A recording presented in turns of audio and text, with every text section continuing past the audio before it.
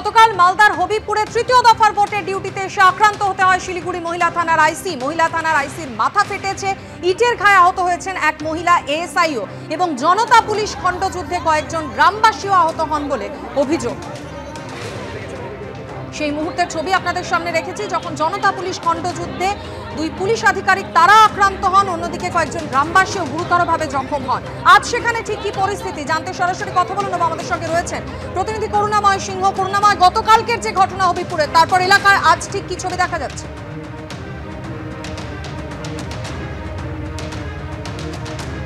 দেখো, এখনো এলাকার পরিস্থিতি থমথমে হয়ে রয়েছে। আমরা রয়েছি রাধাকান্তপুর প্রাথমিক বিদ্যালয় 122 নম্বর বুথ, যে বুথে গতকাল রাতে উত্তপ্ত হয়ে উঠেছিল পরিস্থিতি। পুলিশ জনতা খণ্ডযুদ্ধ বেঁধে গিয়েছিল। স্থানীয় বাসিন্দা যারা রয়েছেন তারা অভিযোগ করছেন যে তারা ভোট বয়কট করেছিলেন।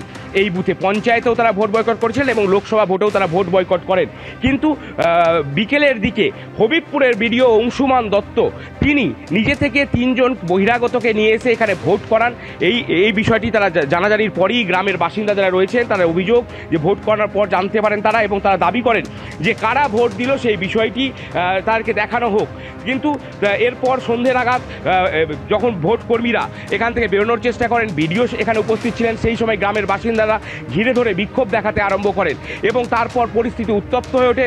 পুলিশ এবং যে গ্রামবাসী তাদের মধ্যে সংঘর্ষ বেঁধে যায়। পুলিশ লাঠিচার্জ করে, ব্যাপক লাঠিচার্জ করে বলে অভিযোগ। পাশাপাশি পুলিশও বেশ কয়েকজন আক্রান্ত হয়েছে, একজন ইন্সপেক্টর পর্যন্ত আক্রান্ত হয়েছেন এই ঘটনায়। কথা বলবো গ্রামবাসীদের সাথে। বলছি, কি হয়েছিল?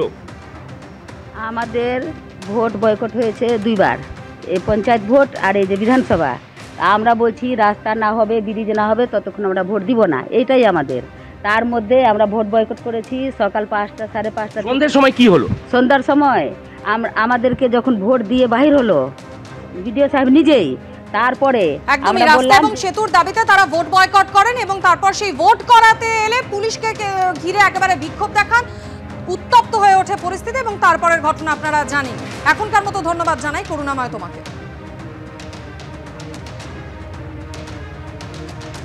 অন্যদিকে ভোটের আগে বারাসাতে পুলিশের সামনেই বিজেপি কর্মীকে খুনের হুমকি দেওয়ার অভিযোগ উঠল তৃণমূলের বিরুদ্ধে। কাঠগড়ায় বারাসাত পুরসভার 7 নম্বর ওয়ার্ডের কাউন্সিলর অরুণ ভৌমিক তৃণমূলের পতাকা ছেঁড়ার অভিযোগ পেয়ে সোমবার ওই ওয়ার্ডে যায় বারাসাত থানার পুলিশ। অভিযোগ, তখন পুলিশের সামনেই বিজেপি কর্মীকে খুনের হুমকি দেন তৃণমূল কাউন্সিলর।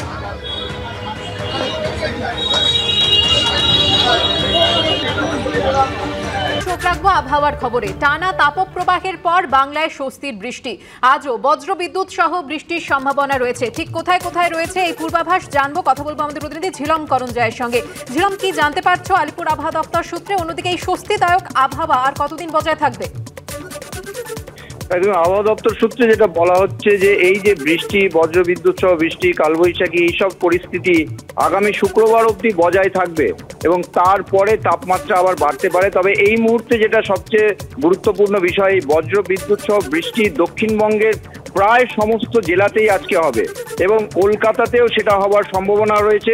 ইতিমধ্যে আজ সকালেই যেটা ঘন্টা 2-এর একটি ওয়ার্নিং দেওয়া হয়েছে। দক্ষিণ 24 পরগনার বিভিন্ন জায়গায় 60 কিলোমিটার বেগে দমকা হাওয়া দিতে পারে, বজ্রবিদ্যুৎ সহ বৃষ্টি হতে পারে। এছাড়া তোমাকে জানিয়ে রাখবো, আজকে দক্ষিণবঙ্গের যে জেলাগুলোতে বৃষ্টিপাত হতে পারে, বজ্রবিদ্যুৎ সহ এবং কালবৈশাখীর মতো পরিস্থিতি হতে পারে, সেগুলো হচ্ছে পুরুলিয়া, বাঁকুড়া, বীরভূম, পূর্ব এবং পশ্চিম মেদিনীপুর, ঝাড়গ্রাম এবং বর্ধমান। বর্ধমান, একই সঙ্গে দক্ষিণ 24 পরগনা, উত্তর 24 পরগনা, কলকাতাতেও ভারী বৃষ্টিপাত হতে পারে। এইরকম কালবৈশাখী পরিস্থিতি থাকতে পারে।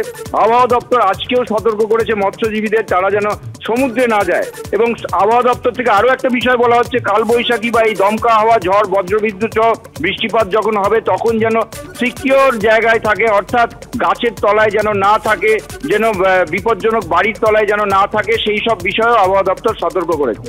ধন্যবাদ ছিলাম।